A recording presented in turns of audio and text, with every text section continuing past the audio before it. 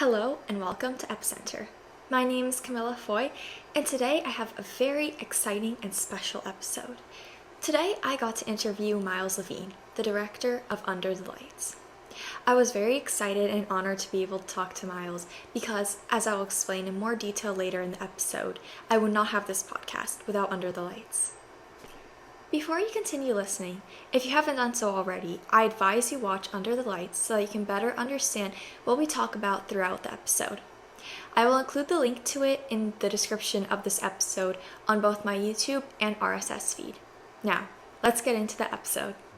So I'm Miles. I probably started having seizures around the age of 5, and eh, they were absent seizures. Some people call them petit mal seizures. So I was spacing out, missing time, and had this really awful experience that most people go through, which is they just see the wrong doctor and the wrong kind of doctor forever. So, you start with your general practitioner that, their job is to know a little bit about everything. And so they aren't quite sure where to start. And then I see a neurologist. The neurologist tells my parents a motorcycle. The neurologist tells my parents that I'm faking it. And yet I've had EEG studies done it's showing it's happening in my sleep. Just a tremendous amount of ego, a tremendous amount of frankly just incompetence. And I saw I an innumerable amount of doctors who felt that, well, if they couldn't fix me, then this must be just it for me. This is how it is. Nobody wanted to pass me on to someone who might have more information or be more capable because it was just, I don't know, like it hurt their feelings or something. It's awful. So I made it into my late teenage years without anybody even bothering to mention that specialists exist, epileptologists. And that's where I should have been since I was 5, right? Some kind of pediatric epileptologist. So I'm in my teenage years. I start having grand mal seizures at 15, tonic-clonic, and it's a really terrifying time. This whole time, medicines are not working for me. I'm one of the 1/3 of people that does not respond well to medications. I'm like allergic to everything. Um, the doctors will not believe how sensitive I am. They're telling me I can't possibly it can't possibly be true what I'm reporting, that I'm taking almost nothing. And I start having reactions, and it's just how my body works. So, um, and to this day, nobody knows why I have seizures. There's no, you know, one part of my brain that is coming out of. There's no rhyme or reason. I'm just one of these like medical mystery cases, and I take whatever medications help. Nasal rescue medication has changed my life in so many ways. And I'm out here living my best life. I'm a filmmaker first and foremost. Through all this, I become a public speaker, which has been a cool job. And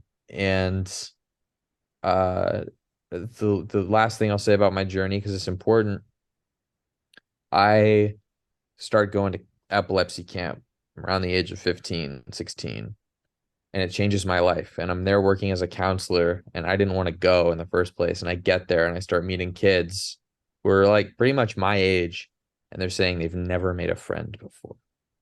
Or they see a video someone posts of them having a seizure in their classroom, or uh, the parents don't know what to do, so they just throw their hands up. And the schools don't want them to go to school anymore because they don't want to deal with it. People don't believe them. They don't want to hire them. It's awful. And something that I just focus on is like I don't have the ability to make better meds or to search for that cure, but I sure as hell can work on stigma. And so that's where Under the Lights came about. Was I feel like I have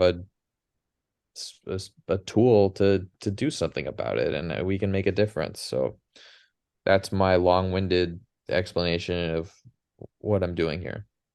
And you mentioned epilepsy camp. Could you explain that a little more? Because I've never heard of that before. Yeah, so a lot of foundations will have some version of this. If you like look through whatever epilepsy organization handles your area, it might be like an epilepsy alliance or an epilepsy foundation of blah, blah, blah, blah, blah. A lot of them have a camp, and it's this transcendent experience where you have is people with epilepsy know like you a lot of times your childhood is stolen from you. Like you don't get to just be a kid. You don't get to go out and do activities and amongst people who understand exactly what's going on with you. And it's a place where it's just like a regular ass camp where kids do regular kid things.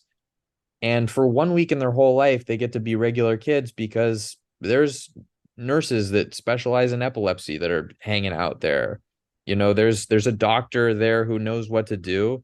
And kids have seizures, like as they would at home, but they go to camp and they go to the campfire and maybe they do archery or get in a canoe or something. And it's the first time in these parents' whole lives that they've gotten to have a week where they're off and they're still freaking out in their heads, but they got to have a glass of wine, and it's then that kid goes back to school going, "Oh, I'm likable. People want to be friends with me.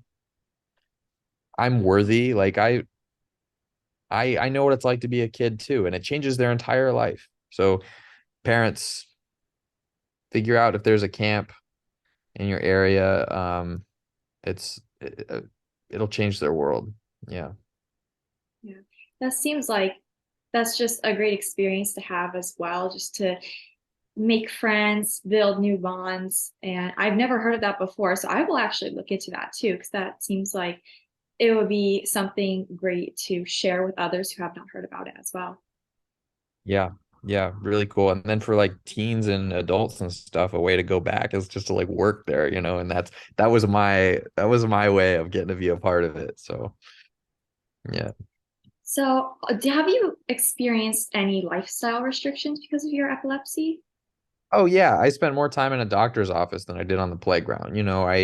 I getting tested for this or that or in the hospital or um I didn't go to sleepovers. I didn't go off to college after high school. It was debilitating and heartbreaking to feel the sense of it didn't matter how hard I tried. It didn't matter how many clubs I was a part of. It didn't matter that I had straight A's. It didn't matter that I pushed myself to be the very best I could be. It wasn't going to take me anywhere. It wasn't going to put me in a university. It wasn't going to make me safe enough to go live on my own just because of like, oh, well, you're 18 now. Um, it was heartbreaking. I felt like my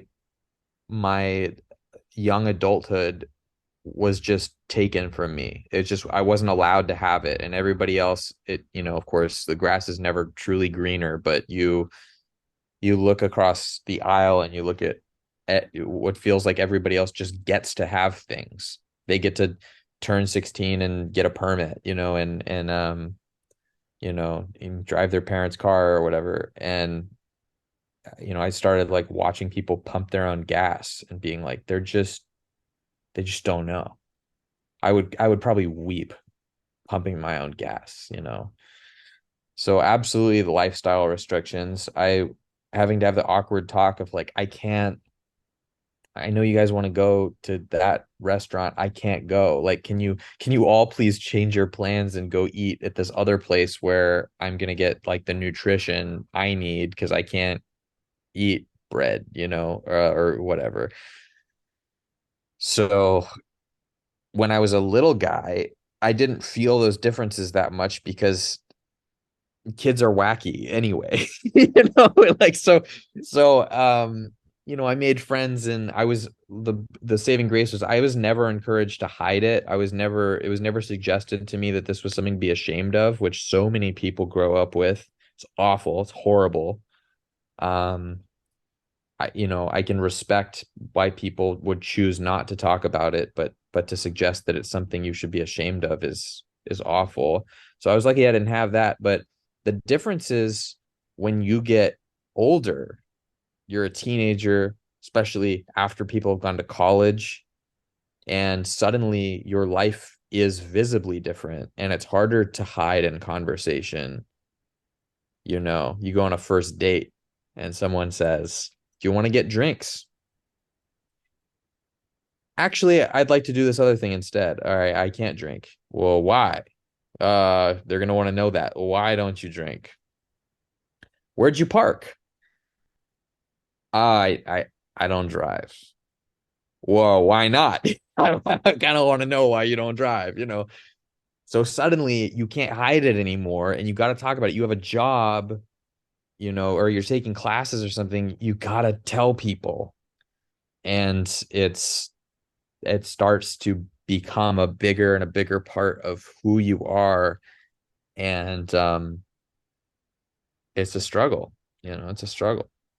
How do people generally react when you tell them, oh, I have epilepsy and therefore I can't do certain things? Yeah, I mean, sometimes there's a bit of frustration because other people want to do stuff and, they invited you along and now they can't do that thing. Like for example, from all the seizures I've had, my shoulders don't work anymore. They've been dislocated so many times that I will reach for something and have to go to the hospital to like put my bone back in my skeleton, because the ligaments don't hold on anymore. Luckily, I recently figured out how to do it myself, but it's incredibly painful.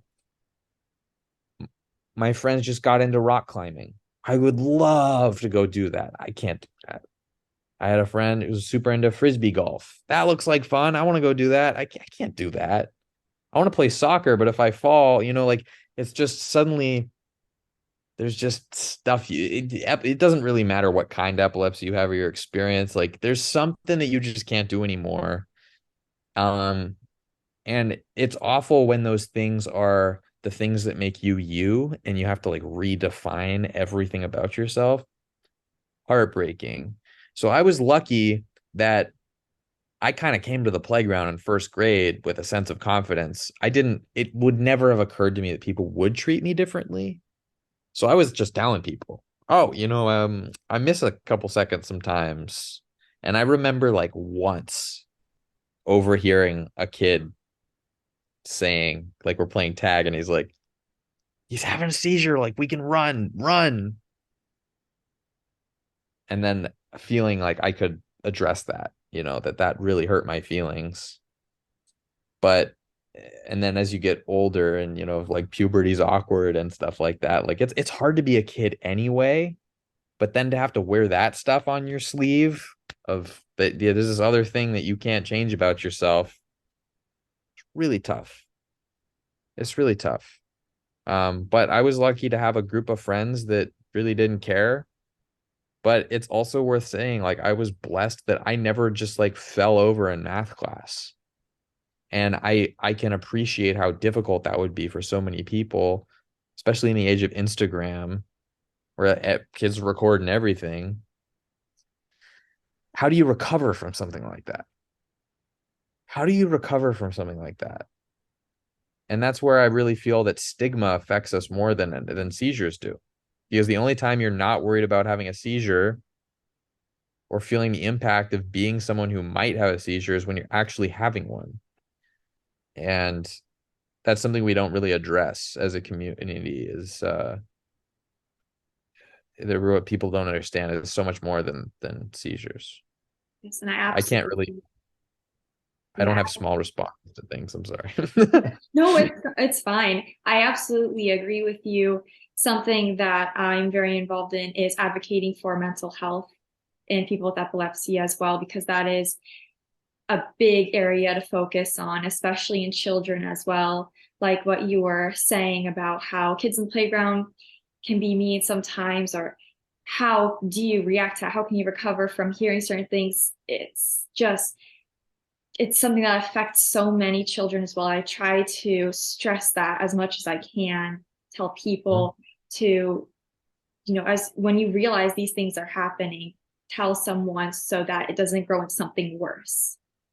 Mm-hmm. Yeah, and learning to say it confidently, because people, when they don't know what to think, they look to you and the expression on your face to see if they should how they should feel. And so if you say like, "Hey, I got this thing. This happens sometimes, so this is sort of what you do about it if it should happen." You know, it's gonna, it looks really scary, but just understand, like, 9 times out of 10, it's really not a problem. Most of us don't need an ambulance ride. I hate to put this on you, but it's gonna be okay. Like, I turn out okay. People people want to believe the best case scenario, and as long as you're not hiding important information, you stand a better chance of being treated the way you want to be treated. So, the way I describe it is I say, like, this is just how it is, and it's hard, but what I need from you mostly is just for you to understand. It's tough, but like I'm gonna be okay, and I am other things. This isn't like my whole personality. So thanks for giving a damn. Um, yeah. Yeah, it's like it really all starts with you, and there are going to be people who just suck. They just suck. But most people identify as a good person. They want to believe they're a good person. And if you can give them an opportunity to feel that way about themselves, then they're going to be a good person. So, um, but as people with epilepsy, we're often really afraid of ourselves. Can you blame us? And then, it's easy to pass that on. Now, I want to talk about Under the Lights as well because I feel like it had such a big impact on me. I would really not be here today without it. I was about a year ago now. I watched Under the Lights. I was scrolling through Instagram and I found the profile. So I clicked the link and I watched it. And it just completely opened my eyes to a world I was unaware of. So I started researching more about epilepsy. And I've always been interested in the brain. I always knew it would be something I want to do is research it, a career path. Then when I found out about epilepsy, I was like, this is what I want to do. I want to help people as much as I can. So being 16 years old, I can't go to medical school quite yet. So I wanted to Not start yet. this podcast and try to raise awareness. So Under the Lights has had such a big impact on me, and I'm sure it has had an impact on so many other people. So what I wanted to hear is how did the idea of Under the Lights come to be? Yeah, so it had humble beginnings, which was that I would make the video for camp. And because it was one thing to get up and like tell people it matters, but when you see a kid having fun and the parents watch that and they go, "Oh, those kids are all like my kid. My kid could do that." And that would be amazing. Um, Suddenly people give money to camp. So I would make the camp video, and then at the fundraising gala, I'd get up and I'd show it, and I'd tell people, these kids are saying they've never made a friend before. These kids are saying that they've never been understood until this week. Like, it's important. I want to show it to you. Suddenly something would happen. People show up to a fundraising event, they're eating, they're talking. You got some like Olympic athlete with epilepsy standing up talking about their life. Like, nobody's listening. Nobody, like, they care kinda, but it's cool, but nobody's listening. You show a video, the forks drop, people watch, they cry, and then they donate. So I realized I was a filmmaker. I made all kinds of like comedy type stuff, and I really had no interest in telling an epilepsy story, but I realized that I could talk about it, so I must. And I had never seen a movie about someone with epilepsy that I felt was a fair representation. The only time we see characters who have seizures are in hospital shows and horror movies. So of course people are afraid of us. They've been trained. since turning on the TV to feel this way. Like, can you really blame them? They're just doing what, like, it looks scary, and there's scary music playing, and the person's being possessed. Like, of course they think awful things about us. But what if I didn't have to talk about this anymore in front of a room full of people who showed up because they already care about epilepsy? I'm not convincing them of anything about stigma. These people are not the problem. The problem is the people who will never show up to this gala to hear about epilepsy. What if there was a movie and people just watched it because they wanted to? They've never met me. Maybe they don't know anyone with epilepsy, but they watch it. Suddenly, when they hear seizure, when they hear epilepsy, their point of reference is going to be the time where they really connected with that person. They felt those feelings. They lived that life for a moment. Probably not going to be as cruel, right? And just like you were saying, like, if anything, people suddenly want to be a part of it. And that's the nut we just can't crack as the epilepsy community. We can't get people to show up on our behalf. But with a movie, you can. Movie also lives forever, whereas an awareness event lasts for a day. So I made this thing. It was 10 minutes long. It had these incredible stars in it. Pierce Josa, Alyssa Jarrell's had these illustrious acting careers. And we built a set in a garage. And we made this 10-minute short. And we put it out in the world, and suddenly people like you are responding like, oh, I want to be a part of this. There was a fan who got a tattoo. We've had people make fan art. Like, every week I get fan art from around the world. And a lot of these kids never heard of epilepsy, but now they give a shit about it. And it's amazing. And it's like, wow, we're really onto something. So now I'm doing the feature film. I'm trying to raise money to make the full length film. We've attached incredible actors to this thing. We have a star-studded cast for the Under the Lights feature. We got to find the money, but then we're going to make this, and it's going to go to streaming, and we're going to put epilepsy in front of tens of millions of eyes. It'll be the biggest epilepsy awareness campaign of all time, ever. And it's like the most important thing I can do is make my experience and everything I've lost be for something, be something to gain. So I'm really proud of it. And what you were saying before about how people could connect to the movie, I kind of resonate with something much more. It's like exactly what you said was exactly how I was feeling when I watched Under the Lights. I was sobbing for a little bit afterwards, and then I started feeling so connected to the characters, especially since it's kind of in my age range too. I can see it's like they're in prom. Prom's happening right now for me. It's because still doing high school things, and proms happen. Good. And I'm seeing all this, and I'm thinking that, they're kids in my age range who can't do the things that I'm doing right now. And it really connected to me on a deeper level. So Under the Lights really it changed my perspective on so many different things. So when you're saying that, that's the exact same thought process I just had in my mind right now. That's awesome. That makes me feel so good. I never could have anticipated how much of an effect it would have on people. I wanted lots of people to see it. I wanted lots of people to listen, but I never knew how many people would act on it. And that's been a real treasure for me. It's so much bigger than, forget about Miles. Like, I'm not part of the equation. The movie is so much bigger. It's for other people to make use of it. And yeah, it's wild. I never saw it coming. Yeah, I really would not be with this podcast if I had not seen Under the Lights. Record that clip and send that back to me so I can use that. I definitely will. Thank you. And so, do you know statistically the effectiveness of movies in raising awareness and educating people? Oh man. Okay, well, a fun one. There's a doctor who studied this. Dr. Ian Bone, out of the UK. If anyone's curious about like the study of epilepsy representation in cinema, He did a thorough job. Go look that up. Dr. Ian Bone. Um, Forget stats.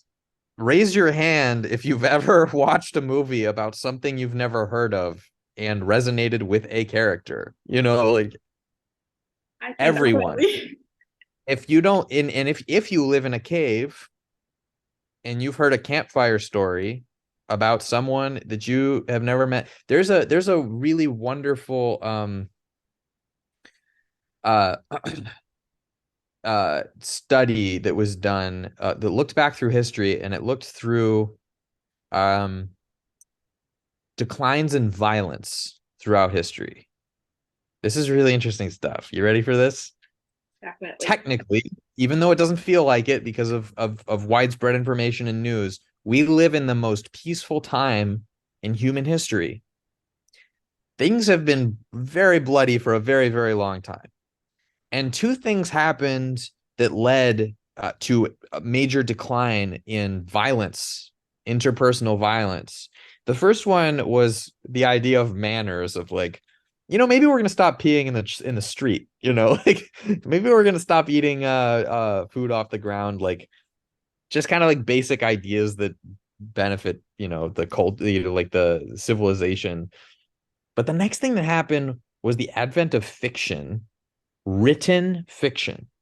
So there's always been fiction, but written fiction, because most people didn't leave their tribe, or their like village their entire life. Like you grew up in the same village your great great grandfather did, and you died there just like he did. So what was happening one village over was really of no concern to you, right? But all of a sudden, when you can read something about someone that you are not, say a man reading a story about what it feels like to be a woman, right? All of a sudden, you have a point of reference and you care about something that's bigger than your immediate community. Reading the news, understanding in a written form what's happening one village over and whether or not you should be a part of it, what it means to you, all of a sudden, violence throughout the world drops. And so we're using that exact same principle, which is that in the epilepsy community, we're in a silo where we're pounding and chanting and screaming for help and to be understood, to be listened to be cared about. And no one's listening because just outside of the silo, no one can hear. But if you can put that in a story form, all of a sudden, it's something that I don't have to ask. Please watch this. Please understand me. They want to. They want to sit down and they want to see something they haven't seen before. There's such a glut of content. It's the exact same story you saw in the movie theater last night, right? People want to see it and hear from people they've never heard. And it's the only place in culture where that's the case. So we have to use that. And the exciting thing is, it's not a science experiment. Other communities have proven that this is the way to eliminate stigma forever. Take the LGBT community. LGBT stories in movies, at first, very underground, right? It's a couple, a couple little theaters under a bar somewhere. They're sharing this stuff. The French are always ahead of everything. They're showing LGBT stories, and it starts to trickle in, and eventually you get to a place where it cannot be ignored. You can't even do business anymore without showing that you're a part of the diversity conversation too. We just have to do what other people have done and just follow in their footsteps, and we will have the same results. Autism, they're killing it right now. They've done such a good job of taking this thing that people fear and don't understand and saying there's a person underneath all of that, you know? So we'll just do that and we'll be fine. And I really believe we are 5 mainstream movies away from an entirely different conversation on stigma. Because right now we're in the same place we were 20 years ago, and I can tell you that because I was there, you know? So Under the Lights is a contribution towards those 5. And I really believe that, you know, well within my lifetime, you and I are not going to be having this conversation. Definitely, like when you go and you see movies and films based off of characters they don't completely understand, you can start connecting with them on a different level. And I know like there were movies like Wonder, just different movies that share stories that you're not familiar with. And I know within the epilepsy community, there's stories that are all unique. Nobody is the exact same. And seeing things like Under the Lights, being able to talk to people with epilepsy really helps broaden your understanding. That's right. That's right. And I have this conviction that you don't have to live in my shoes to understand me and what I've been through, because the feelings that I've felt are human. You have felt, I'm not saying you, right? You, but like the universal you have felt these feelings through something else that you've gone through at some point, and that's all you need. I don't know what it's like to go through a difficult divorce. I don't know what it's like to lose a parent, thank goodness. But at some point, maybe it was brief, I felt that feeling, and that's enough. And I think the key to a really good movie as a writer is to you write the journal entry that you would never want anyone to see. Because if you are that vulnerable, if you tell a story that you would never want anyone to see, automatically it's original, and it appeals to that universal humanity. People can feel that vulnerability and connect with something like epilepsy, even if they've never had a seizure. And that's kind of why I chose the setting of like prom, because there's kind of a universal nature to that. Everybody looks forward to that. Everybody, with some exceptions, wanted to go. And it's a difficult moment, unless you're prom king. So. And following along that line, so what was your main goal in filming Under the Lights? Yeah, so I wanted to take an experience that I felt like hopefully most people with epilepsy could agree with, and put it before the general public through a lens that they would understand. So I can't make there are over 40 kinds of epilepsy, of seizures. So you can't possibly hope to represent every person who has ever had a seizure. But what you can do is you can say, well, as people with epilepsy, we've all felt that what it's like to feel left behind, to feel left out, to feel misunderstood, to not feel listened to feel like maybe you're kind of scary to other people, and what that feels like. And then to put that through a lens that people who don't have seizures can go, oh, that looks really hard. I've wanted to feel normal too. Maybe that means something different to me, but I know what that feels like, to feel like, wow, I'm not popular. I'm not quote unquote, nobody's normal. What is normal, right? But um and then to get them to be on the same page. And like I said, I want someone to watch a seizure go down and to see the person behind it as it's happening, and to appeal to the universal good of people, and they don't have to act on their fear anymore, because they've been there. They've seen that person before. What I found was pretty interesting is that as you're watching Under the Lights, the scenes kind of cut out as Sam is having his seizures. And it really helps. Like you're not in the shoes of watching it. It's like you're experiencing it as you're watching. Yeah, it's so important to me not to show a grand mal see, or even like, I want to be very careful about that, because traditionally seizures are a device. It's like it's a scary thing to watch. So let's put that in the script, and let's film that so that the audience is scared. So if you're going to make a film about a person who's going to be having seizures, you have to figure out a perspective so that you're not you're focused again like on the human and not on the event. You're not making a spectacle out of it.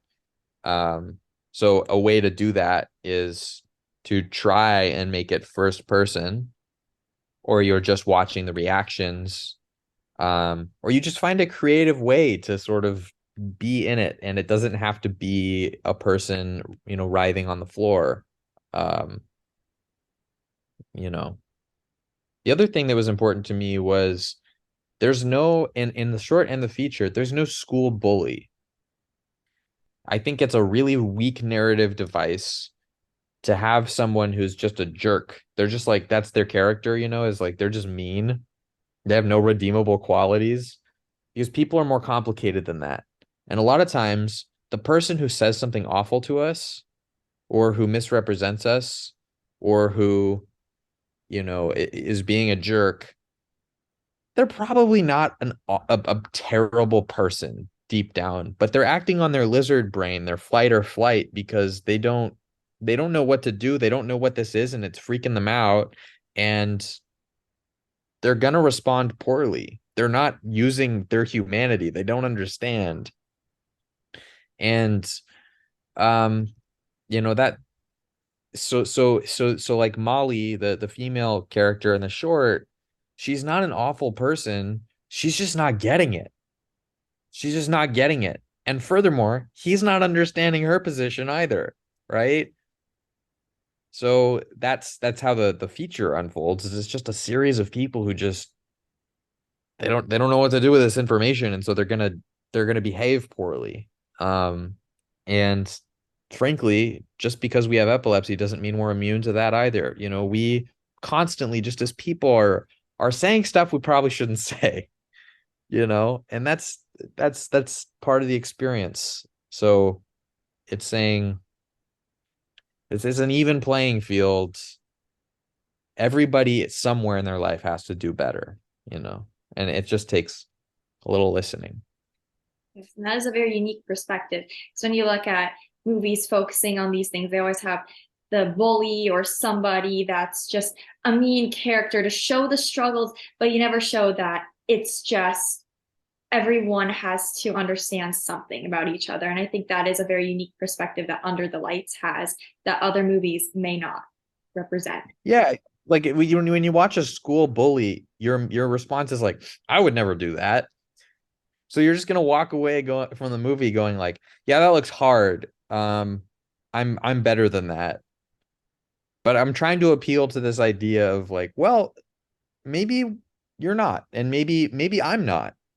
Maybe we falter, and maybe we don't have to. Like look what happens when you just listen to somebody and you understand their situation as best as you can. It goes a long way. It goes a long way. People mean well. They just fail. And I was just curious about this as I was watching Under the Lights after doing more research about epilepsy. Did you intend for Sam to have any specific type of epilepsy? Yeah, so I obviously I have to draw from things that are similar to my life just because you take what you know to do your best job. But there are differences. Sam is photosensitive. The lights cause him issues. That's not something I face.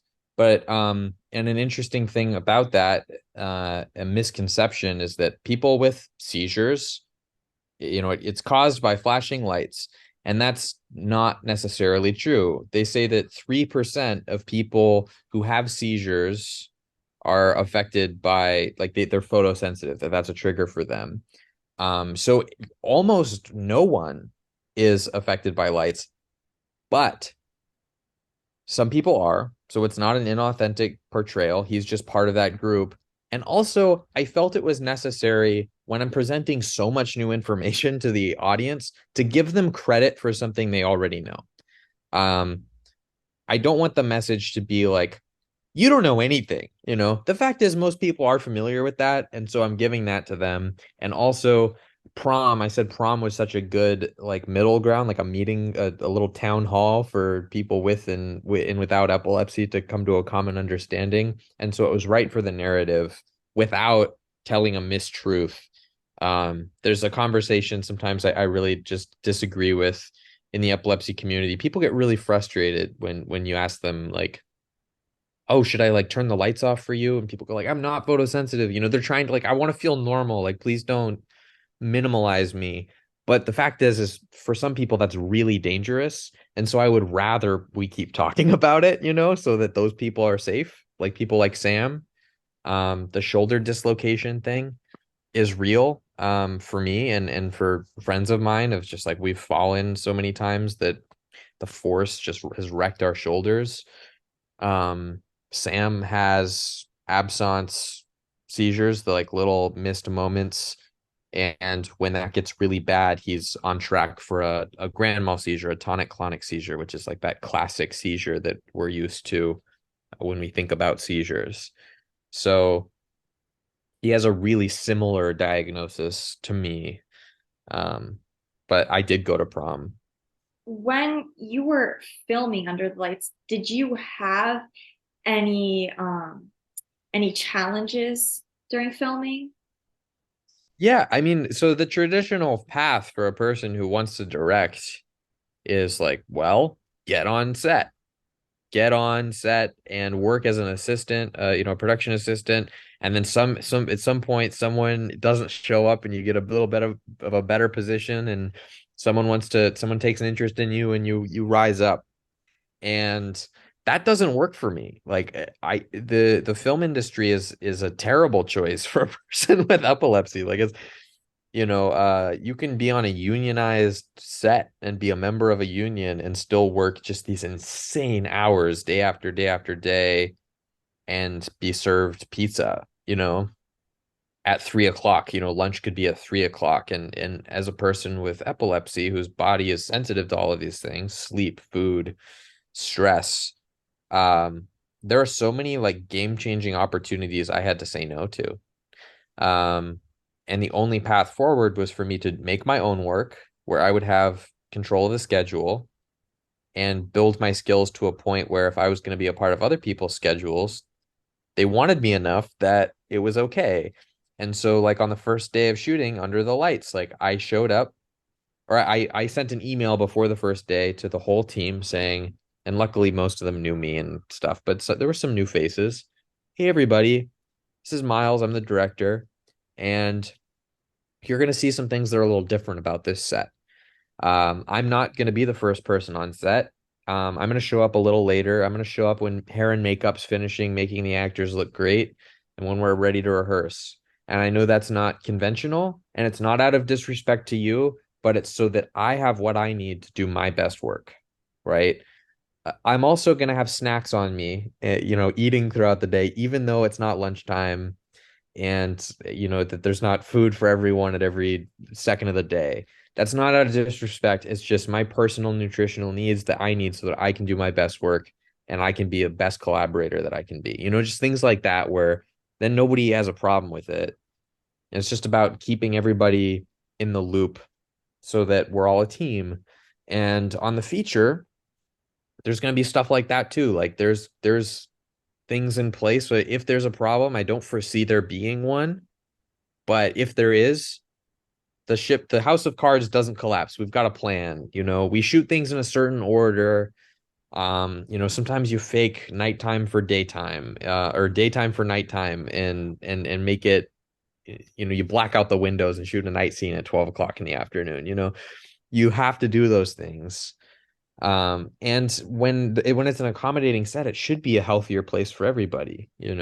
So I hope that people watch the feature and hopefully like a making of, and they go like, wow, this guy has a disability and he was fine. He found a way. He's successful.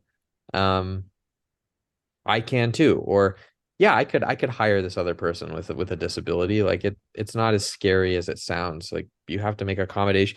Actors are accommodated all the time, right? You get people who show up and they're like, I only want green M&Ms, and you got to do it. So it's not that crazy, and most accommodations do not break the bank. They're just kindnesses. I think that's a very interesting perspective to see because I'm not very well versed in the movie industry, so I'm not sure how things are conventionally done, but it's just kind of like a different perspective to see from what little knowledge I have. if you really want something, you find a way. And the thing is, like, ultimately, if I call myself a creative, I have to, I have to call myself out on my BS of like, well, then there's probably a way, and maybe nobody's done it before, but I gotta get creative if this is what I want. And there are so many times where I have had to ask to be treated differently at the inconvenience of someone else so that I can have an opportunity. And that's a life skill. Being able to say no, being able to stand up for yourself, advocate for yourself, that's not unique to disability. That's about growing up. That's a maturity thing, right? Like, you want to raise, you want to get paid more, you have to march into that office and say I'm worth it. It's like it's all the same kind of thing. And it's just it's more in your face when you have a disability. I have one more question for you in the closing of this interview. So, as a person who has been successful in raising awareness to epilepsy, do you have any words of wisdom for the listeners? Yeah, if you can talk about it, talk about it. Doesn't matter if you have epilepsy or you don't. If you can talk about it, talk about it. Maybe you don't have seizures anymore and you had the good fortune to have the privilege of not having to talk about it. Maybe it's not a visible thing on you and it's not something you have to talk about. But because you talk about it, someone else is going to be ready to talk about it. And we can't, as a community, get to a better quality of life as a whole if the people who are able choose not to. And for a long time, I chose not to. Like, I live with epilepsy every day. Like, why would I also want to make a movie about it? Like, really? Like, do I have to? Does every part of me have to be this thing that drags me down? That's awful. I don't want to do that. But I had no idea how many people would choose to or feel safe to because I did.